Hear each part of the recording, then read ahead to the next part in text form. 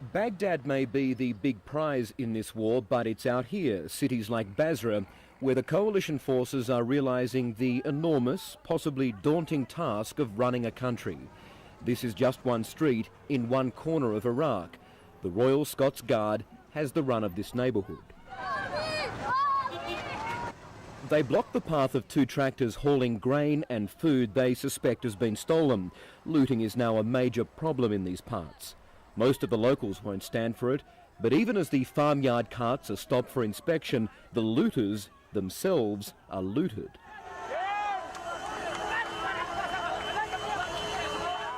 The booty is clearly stolen. These sacks of leaf tea, international aid imported under the Food for Oil program. The looter tries to protect his haul. He sees nothing wrong with his actions in these lawless past few days. An officer cries for calm, but he too is forced to dodge the stones. It's then the tone turns. Get away! The food thief stupidly tries to drive off. The Brits fire warning shots.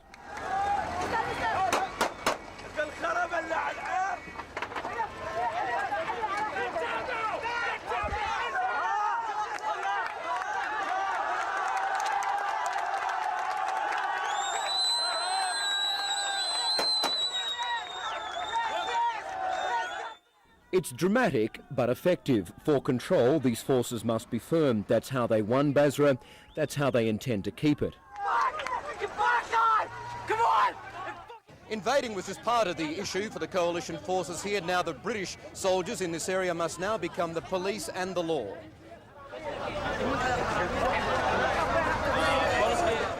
No, the crowd are pretty cheesed off with the people who are trying to steal the food, so we're regulating it. Yes. Alibaba, they appropriately call these looters, except around here, there's unfortunately far more than 40 thieves ransacking the region. What are you saying that these people have stolen this food? Is that true? The crowd turns again. This time the truck driver knows Basra is turning on him. He tries to retreat with his stolen load. His truck is showered with rocks. The Royal Scots Guard fires yet again.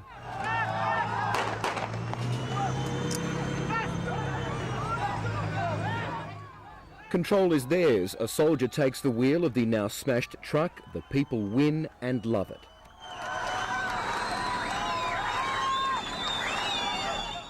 The major in charge of the troops in this region is paraded as a hero as the crowd chant Alibaba. For these people, Saddam Hussein is no longer their worry. It's just simple looters and thieves taking their own property. Gradually, with stern determination, the British take the heat out of this potentially explosive atmosphere. So what difficulties do you face here?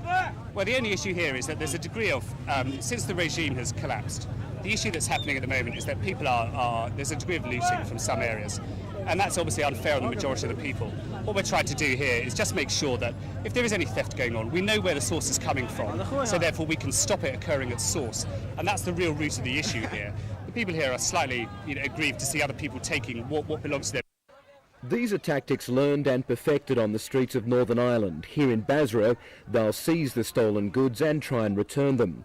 For good measure, and to keep the peace, they hang on to one truckload of grain. Captain Alex Matheson, whose mum just happens to be from Cootamundra, lets the locals take their share. What's this amount you're giving out, basically? This amount we're giving out, bit of a peace offering to the crowd, thanking them for stopping the looters, and then we're going to go from there. As the war rages elsewhere and Baghdad is besieged, in Basra and other parts of southern Iraq, the coalition forces have begun the job of governing Iraq.